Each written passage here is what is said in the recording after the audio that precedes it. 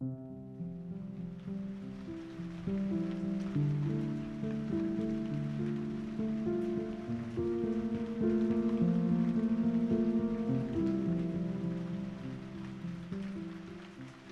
friends, and welcome to the continuation in this calm reading of Emma. Tonight I shall be reading for you Volume 2, Chapter 15 and 16. Let's find a place where we can listen to these chapters in peace and quiet. Let's unwind and let's begin. Volume 2, Chapter 15. Emma was not required by any subsequent discovery to retract her ill opinion of Mrs. Elton. Her observation had been pretty correct, such as Mrs. Elton appeared to her on this second interview. Such she appeared whenever they met again, self-important, presuming, familiar, ignorant, and ill-bred. She had a little beauty and a little accomplishment, but so little judgment that she thought herself coming with superior knowledge of the world to enliven and improve a country neighborhood, and conceived Miss Hawkins to have held such a place in society as Mrs. Elton's consequence only could surpass. There was no reason to suppose Mr. Elton thought at all differently from his wife. He seemed not merely happy with her, but proud. He had the air of congratulating himself on having brought such a woman to Highbury, as not even Miss Woodhouse could equal, and the greater part of her new acquaintance disposed to commend, or not in the habit of judging, following the lead of Miss Bates's goodwill, were taking it for granted that the bride must be as clever and as agreeable as she professed herself, were very well satisfied. So that Mrs. Elton's praise passed from one mouth to another as it ought to do, unimpeded by Miss Woodhouse, who readily continued her first contribution, and talked with a good grace of her being very pleasant and very elegantly dressed. In one respect, Mrs. Elton grew even worse than she had appeared at first. Her feelings altered towards Emma, offended, probably, by the little encouragement which her proposals of intimacy met with. She drew back in her turn and gradually became much more cold and distant. And though the effect was agreeable, the ill will which produced it was necessarily increasing Emma's dislike. Her manners, too, and Mr. Elton's, were unpleasant towards Harriet. They were sneering and negligent. Emma hoped it must rapidly work Harriet's cure, but the sensations which could prompt such behavior sunk them both very much. It was not to be doubted that poor Harriet's attachment had been an offering to conjugal unreserve, and her own share in the story, under a colouring the least favourable to her, and the most soothing to him, had in all likelihood been given also. She was, of course, the object of their joint dislike. When they had nothing else to say, it must be always easy to begin abusing Miss Woodhouse, and the enmity which they dared not show in open disrespect to her found a broader vent in contemptuous treatment of Harriet. Mrs. Elton took a great fancy to Jane Fairfax, and from the first, not merely when a state of warfare with one young lady might be supposed to recommend the other, but from the very first. And she was not satisfied with expressing a natural and responsible admiration, but without solicitation or plea or privilege. She must be wanting to assist and befriend her. Before Emma had forfeited her confidence, and about the third time of their meeting, she heard all Mrs. Elton's knight-errantry on the subject. "Jane Fairfax is absolutely charming, Miss Woodhouse. I quite rave about Jane Fairfax, a sweet, interesting creature, so mild and ladylike, and with such talents.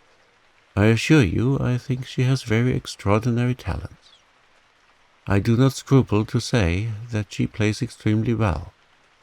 I know enough of music to speak decidedly on that point. Oh, she is absolutely charming.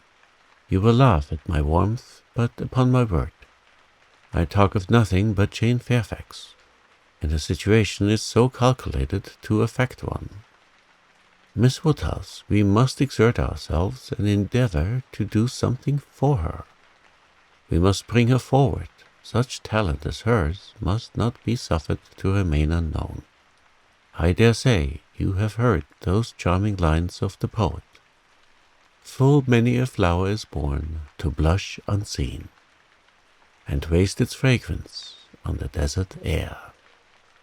We must not allow them to be verified in sweet Jane Fairfax."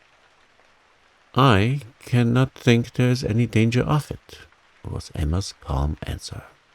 "And when you are better acquainted with Miss Jane Fairfax's situation, and understand what her home has been, with Colonel and Mrs. Campbell, I have no idea that you will suppose her talents can be unknown." "Oh, but dear Miss Woodhouse, she is now in such retirement, such obscurity, so thrown away. Whatever advantages she may have enjoyed with the Campbells are so palpably at an end. And I think she feels it. I am sure she does. She is very timid and silent. One can see that she feels the want of encouragement. I like her the better for it. I must confess it is a recommendation to me. I am a great advocate for timidity, and I am sure one does not often meet with it. But in those who are at all inferior, it is extremely prepossessing. Oh, I assure you, Jane Fairfax is a very delightful character, and interests me more than I can express." "You appear to feel a great deal, but I am not aware how you or any of Miss Fairfax's acquaintances here, any of those who have known her longer than yourself, can show her any other attention than—" "My dear Miss Woodhouse, a vast deal may be done by those who dare to act. You and I need not be afraid. If we set the example, many will follow it as far as they can. Though all have not our situations, we have carriages to fetch and convey her home, and we live in a style which could not make the addition of Jane Fairfax at any time the least inconvenient. I should be extremely displeased if Wright were to send us up such a dinner as could make me regret having asked more than Jane Fairfax to partake of it. I have no idea of that sort of thing. It is not likely that I should, considering what I have been used to. My greatest danger, perhaps, in housekeeping may be quite the other way, in doing too much and being too careless of expense. Maple Grove will probably be my model more than it ought to be, for we do not at all affect to equal my brother, Mr. Suckling, in income. However, my resolution is taken as to noticing Jane Fairfax. I shall certainly have her very often at my house, shall introduce her wherever I can, shall have musical parties to draw out her talent, and shall be constantly on the watch for an eligible solution. My acquaintance is so very extensive that I have little doubt of hearing of something to suit her shortly. I shall introduce her, of course, very particularly to my brother and sister when they come to us. I am sure they will like her extremely, and when she gets a little acquainted with them, her fears will completely wear off, for there really is nothing in the manners of either but what is highly conciliating. I shall have her very often indeed while they are with me, I dare say we shall sometimes find a seat for her in the barouche landau in some of our exploring parties." "Poor Jane Fairfax," thought Emma. "You have not deserved this. You may have done wrong with regard to Mr. Dixon, but this is a punishment beyond what you can have merited." The kindness and protection of Mrs. Elton, Jane Fairfax, and Jane Fairfax. Heavens! Let me not suppose that she dares go about Emma Woodhousing me. But upon my honour, there seems no limits to the licentiousness of that woman's tongue. Emma had not to listen to such beratings again, to any so exclusively addressed to herself, so disgustingly decorated with a "dear Miss Woodhouse." The change on Mrs. Elton's side soon afterwards appeared, and she was left in peace, neither forced to be a very particular friend of Mrs. Elton, nor, under Mrs. Elton's guidance, the very active patroness of Jane Fairfax, and only sharing with others in a general way, in knowing what was felt, what was meditated, what was done. She looked on with some amusement. Miss Bates's gratitude for Mrs. Elton's attentions to Jane was in the first style of guileless simplicity and warmth. She was quite one of her worthies, the most amiable, affable, delightful woman, just as accomplished and condescending as Mrs. Elton meant to be considered. Emma's only surprise was that Jane Fairfax should accept those attentions and tolerate Mrs. Elton, as she seemed to do. She heard of her walking with the Eltons, sitting with the Eltons, spending a day with the Eltons. This was astonishing. She could not have believed it possible that the taste or the pride of Miss Fairfax could endure such society and friendship as the vicarage had to offer. "She is a riddle, quite a riddle," said she, "to choose to remain here month after month, under privations of every sort, and now to choose the modification of Mrs. Elton's notice and the penury of her conversation, rather than return to the superior companions who have always loved her with such real generous affection." Jane had come to Highbury professedly for 3 months. The Campbells were gone to Ireland for 3 months. But now the Campbells had promised their daughter to stay at least till midsummer, and fresh invitations had arrived for her to join them there. According to Miss Bates, it all came from her, Mrs. Dixon. Mrs. Dixon had written most pressingly. Would Jane but go, means were to be found, servants sent, friends contrived. No travelling difficulty allowed to exist, but still she had declined it. She must have some motive more powerful than appears for refusing this invitation, was Emma's conclusion. She must be under some sort of penance inflicted either by the Campbells or herself. There is great fear, great caution, great resolution somewhere. She is not to be with the Dixons. The decree is issued by somebody, but why must she consent to be with the Eltons? Here is quite a separate puzzle. Upon her speaking her wonder aloud on that part of the subject, before the few who knew her opinion of Mrs. Elton, Mrs. Weston ventured this apology for Jane.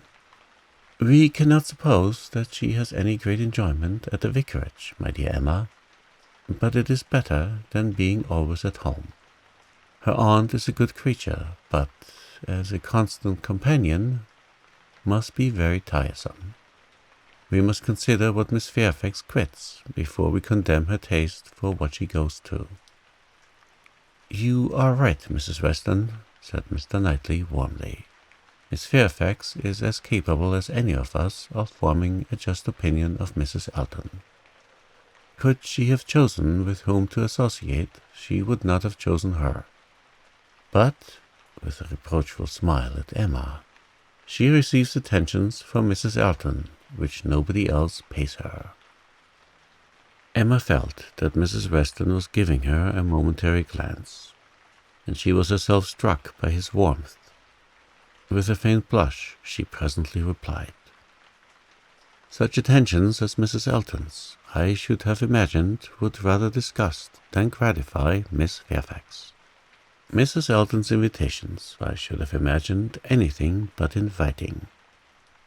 "I should not wonder," said Mrs. Weston, "if Miss Fairfax were to have been drawn on beyond her own inclination by her aunt's eagerness in accepting Mrs. Elton's civilities for her. Poor Miss Bates may very likely have committed her niece and hurried her into a greater appearance of intimacy than her own good sense would have dictated, in spite of the very natural wish of a little change." Both felt rather anxious to hear him speak again, and after a few minutes' silence, he said, "Another thing must be taken into consideration too. Mrs. Elton does not talk to Miss Fairfax as she speaks of her. We all know the difference between the pronouns he or she and thou, the plainest spoken amongst us. We all feel the influence of a something beyond the common civility in our personal intercourse with each other, a something more early implanted. We cannot give anybody the disagreeable hints that we may have been very full of the hour before. We feel things differently, and besides, the operation is of this. As a general principle, you may be sure that Miss Fairfax awes Mrs. Elton by her superiority both in mind and manner, and that face to face Mrs. Elton treats her with all the respect which she has a claim to. Such a woman as Jane Fairfax probably never fell in Mrs. Elton's way before, and no degree of vanity can prevent her acknowledging her own comparative littleness in action, if not in consciousness. "I know how highly you think of Jane Fairfax," said Emma. Little Henry was in her thoughts, and a mixture of alarm and delicacy made her irresolute what else to say. "Yes," he replied, "anybody may know how highly I think of her." "And yet," said Emma, beginning hastily and with an arch look, but soon stopping. It was better, however, to know the worst at once. She hurried on, "And yet, perhaps you may hardly be aware yourself how highly it is. The extent of your admiration may take you by surprise some day or other." Mr. Knightley was hard at work upon the lower buttons of his thick leathered gaiters, and either the exertion of getting them together or some other cause brought the color into his face, as he answered, "Oh, are you there? But you are miserably behindhand. Mr. Cole gave me a hint of it 6 weeks ago." He stopped. Emma felt her foot pressed by Mrs. Weston, and did not herself know what to think. In a moment he went on. "That will never be, however, I can assure you. A Miss Fairfax, I dare say, would not have me if I were to ask her, and I am very sure I shall never ask her." Emma returned her friend's pressure with interest, and was pleased enough to exclaim, "You are not vain, Mr. Knightley, I will say that for you." He seemed hardly to hear her. He was thoughtful, and in a manner which seemed him not pleased, soon afterwards said, "So you have been settling that I should marry Jane Fairfax?" "No, indeed, I have not. You have scolded me too much for matchmaking, for me to presume to take such a liberty with you. What I said just now meant nothing. One says those sort of things, of course, without any idea of a serious meaning. Oh, no, upon my word, I have not the smallest wish for your marrying Jane Fairfax, or Jane anybody. You would not come in and sit with us in this comfortable way if you were married." Mr. Knightley was thoughtful again. The result of his reverie was, "No, Emma, I do not think the extent of my admiration for her will ever take me by surprise. I never had a thought of her in that way, I assure you. Jane Fairfax is a very charming young woman, but not even Jane Fairfax is perfect. She has a fault. She has not the open temper which a man would wish for in a wife. Emma could not but rejoice to hear that she had a fault. "Well," said she, "and you soon silenced Mr. Cole, I suppose?" "Yes, very soon. He gave me a quiet hint. I told him he was mistaken. He asked my pardon and said no more. Cole does not want to be wiser or wittier than his neighbors. In that respect, how unlike dear Mrs. Elton, who wants to be wiser and wittier than all the world. I wonder how she speaks of the Coles, what she calls them. How can she find any appellation for them deep enough in familiar vulgarity? She calls you Knightley. What can she do for Mr. Cole? And so I am not surprised that Jane Fairfax accepts her civilities and consents to be with her. Mrs. Weston, your argument weighs most with me. I can much more readily enter into the temptation of getting away from Miss Bates than I can believe in the triumph of Miss Fairfax's mind over Mrs. Elton. I have no faith in Mrs. Elton's acknowledging herself the inferior in thought, word, or deed, or in her being under any restraint beyond her own scanty rule of good breeding. I cannot imagine that she will not be continually insulting her visitor with praise, encouragement, and offers of service, and that she will not be continually detailing her magnificent intentions, from the procuring her a permanent situation to the including her in those delightful exploring parties which are to take place in the barouche landau. Jane Fairfax has feeling, said Mr. Knightley. I do not accuse her of want of feeling. Her sensibilities, I suspect, are strong, and her temper excellent in its power of forbearance, patience, self-control. But it wants openness. She is reserved, more reserved, I think, than she used to be, and I love an open temper. No, till Cole alluded to my supposed attachment, it had never entered my head. I saw Jane Fairfax and conversed with her, with admiration and pleasure always, but with no thought beyond. "Well, Mrs. Weston," said Emma triumphantly, when he left them, "what do you say now to Mr. Knightley's marrying Jane Fairfax?" "Why, really, dear Emma, I say that he is so very much occupied by the idea of not being in love with her, that I should not wonder if it were to end in his being so at last. Do not beat me." Chapter 16. Everybody in and about Highbury who had ever visited Mr. Elton was disposed to pay him attention on his marriage. Dinner parties and evening parties were made for him and his lady, and invitations flowed in so fast that she had soon the pleasure of apprehending they were never to have a disengaged day. "I see how it is," said she. "I see what a life I am to lead among you. Upon my word, we shall be absolutely dissipated. We really seem quite a fashion. If this is living in the country, it is nothing very formidable. From Monday next to Saturday, I assure you we have not a disengaged day. A woman with fewer resources than I have need not have been at a loss." No invitation came amiss to her. Her Bath habits made evening parties perfectly natural to her, and Maple Grove had given her a taste for dinners. She was a little shocked at the want of 2 drawing-rooms, at the poor attempt at root cakes, and there being no ice in the Highbury card parties. Mrs. Bates, Mrs. Perry, Mrs. Goddard, and others were a good deal behindhand in knowledge of the world, but she would soon show them how everything ought to be arranged.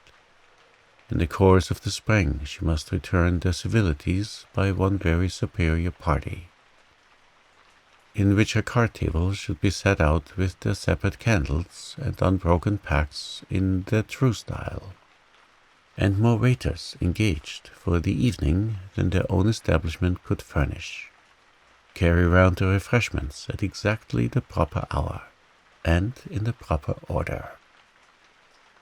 Emma, in the meanwhile, could not be satisfied without a dinner at Hartfield for the Altons. They must not do less than others, or she should be exposed to odious suspicions, and imagined capable of pitiful resentment. A dinner there must be. After Emma had talked about it for 10 minutes, Mr. Woodhouse felt no unwillingness, and only made the usual stipulation of not sitting at the bottom of the table himself, with the usual regular difficulty of deciding who should do it for him. The persons to be invited required little thought. Besides the Eltons, it must be the Westons and Mr. Knightley. So far it was all, of course, and it was hardly less inevitable that poor little Harriet must be asked to make the 8th. But this invitation was not given with equal satisfaction, and on many accounts Emma was particularly pleased by Harriet's begging to be allowed to decline it. She would rather not be in his company more than she could help. She was not yet quite able to see him and his charming happy wife together, without feeling uncomfortable. If Miss Woodhouse would not be displeased, she would rather stay at home. It was precisely what Emma would have wished, had she deemed it possible enough for wishing. She was delighted with the fortitude of her little friend. For fortitude she knew it was in her to give up being in company and stay at home, and she could now invite the very person whom she really wanted to make the 8th, Jane Fairfax. Since her last conversation with Mrs. Weston and Mr. Knightley, she was more conscience-stricken about Jane Fairfax than she had often been. "This is very true," said she, "at least as far as relates to me," which was all that was meant, and it is very shameful, of the same age, and always knowing her, I ought to have been more her friend. She will never like me now. I have neglected her too long, but I will show her greater attention than I have done. Every invitation was successful. They were all disengaged and all happy. The preparatory interest of this dinner, however, was not yet over. A circumstance rather unlucky occurred. The 2 eldest little Knightleys were engaged to pay their grandpapa and aunt a visit of some weeks in the spring, and their papa now proposed bringing them and staying one whole day at Hartfield, which one day would be the very day of this party. His professional engagements did not allow of his being put off, but both father and daughter were disturbed by its happening so. Mr. Woodhouse considered 8 persons at dinner together as the utmost that his nerves could bear, and here would be a 9th, and Emma apprehended that it would be a 9th very much out of humour at not being able to come even to Hartfield for 48 hours without falling in with her dinner party.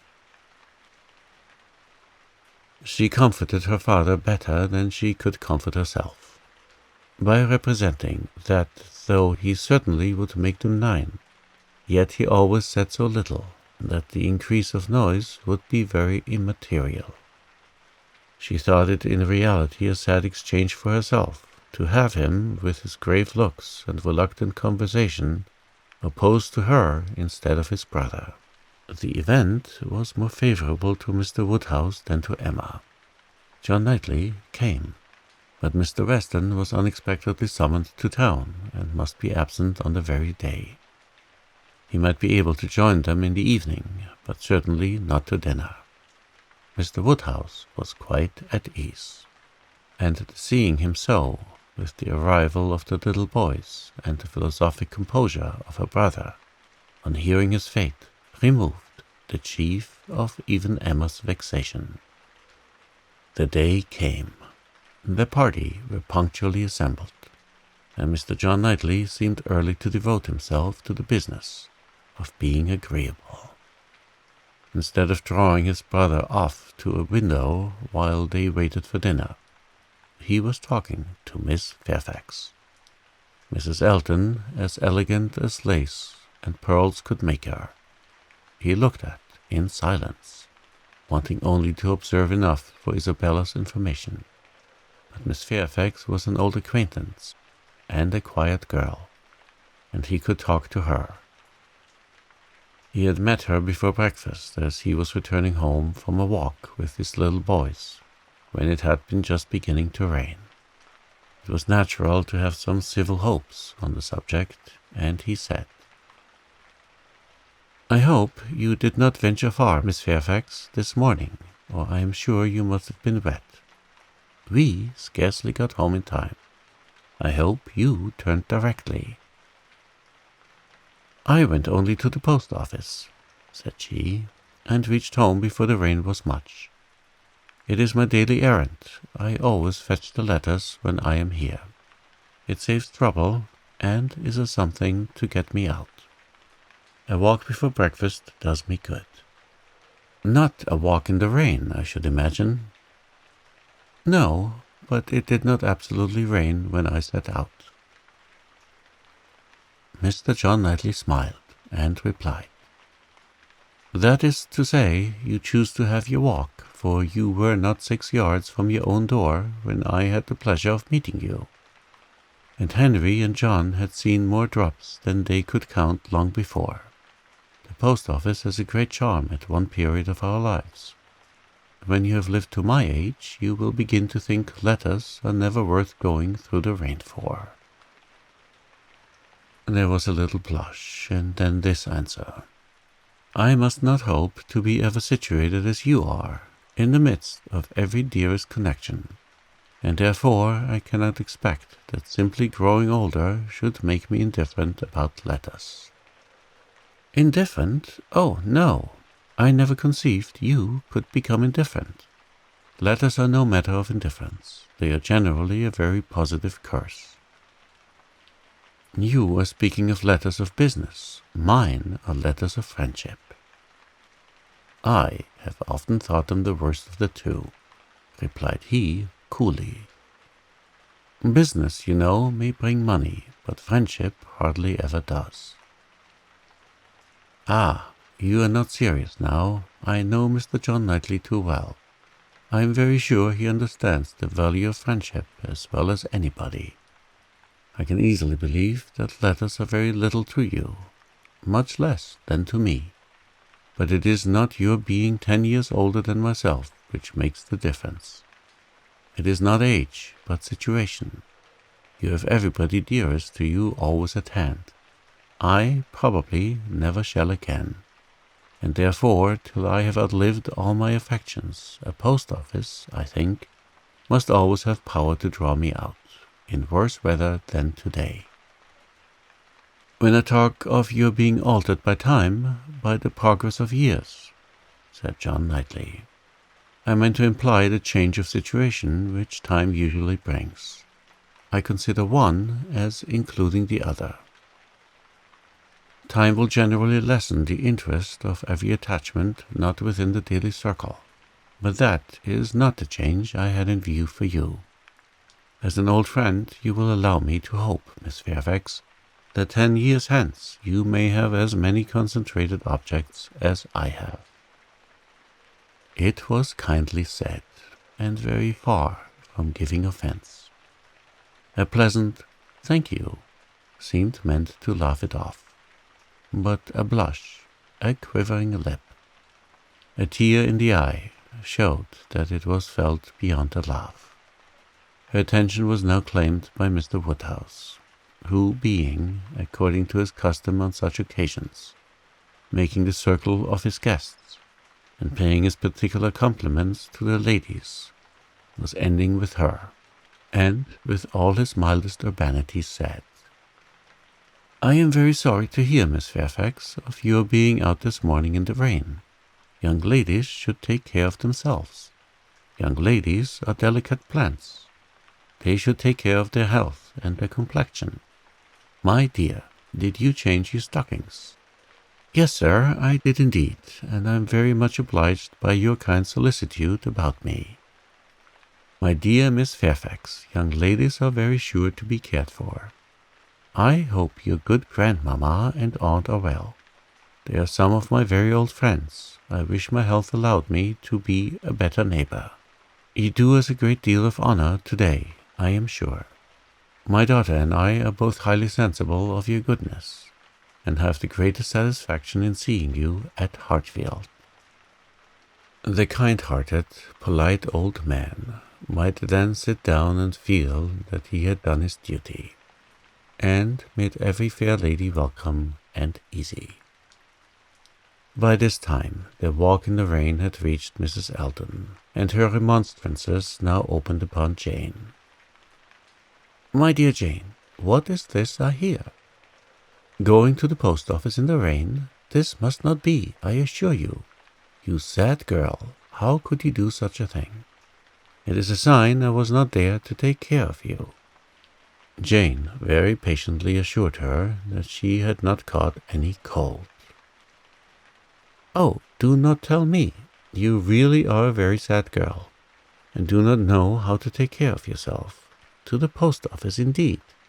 Mrs. Weston, did you ever hear the like? You and I must positively exert our authority." "My advice," said Mrs. Weston kindly and persuasively, "I certainly do feel tempted to give. Miss Fairfax, you must not run such risks.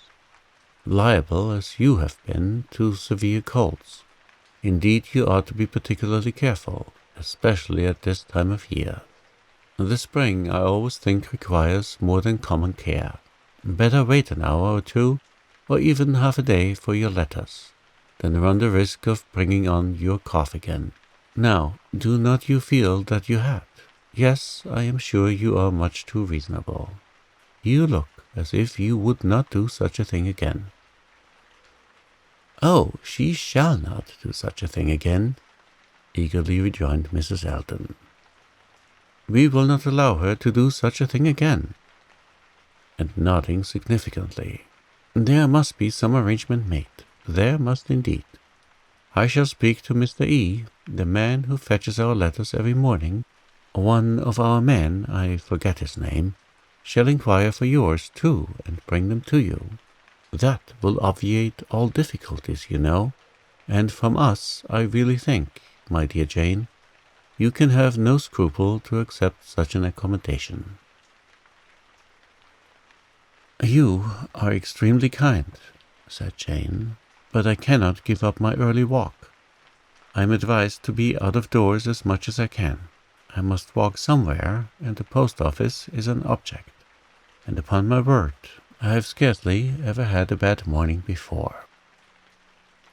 "My dear Jane, say no more about it. The thing is determined, that is," laughing affectedly, "as far as I can presume to determine anything without the concurrence of my lord and master.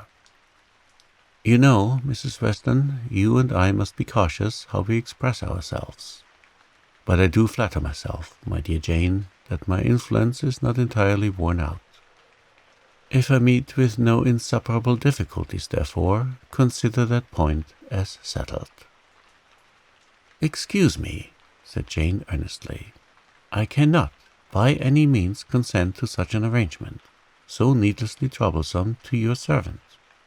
If the errand were not a pleasure to me, it could be done, as it always is when I am not here, by my grandmamma's." "Oh, my dear, but so much as Patty has to do, and it is a kindness to employ our men." Jane looked as if she did not mean to be conquered, but instead of answering, she began speaking again to Mr. John Knightley. "The post office is a wonderful establishment," said she. "The regularity and dispatch of it, if one thinks of all that it has to do, and all that it does so well, it is really astonishing." it is certainly very well regulated. So seldom that any negligence or blunder appears, so seldom that a letter, among the thousands that are constantly passing about the kingdom, is even carried wrong, and not one in a million, I suppose, actually lost. And when one considers the variety of hands, and of bad hands too, that are to be deciphered, it increases the wonder. The clerks grow expert from habit. They must begin with some quickness of sight and hand. An exercise improves them.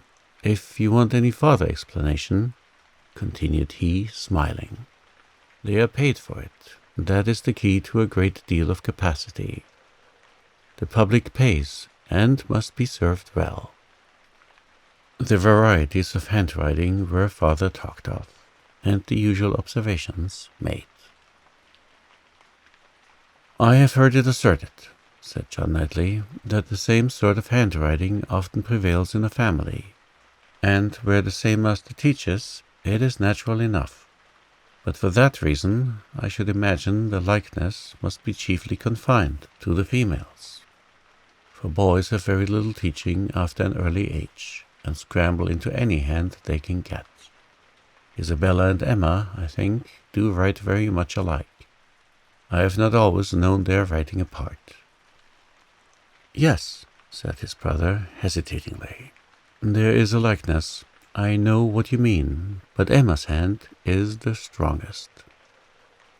"Isabella and Emma both write beautifully," said Mr. Woodhouse, "and always did. And so does poor Miss Weston," with half a sigh and half a smile at her. "I never saw any gentleman's handwriting," Emma began, looking also at Mrs. Weston, but stopped on perceiving that Mrs. Weston was attending to someone else, and the pause gave her time to reflect.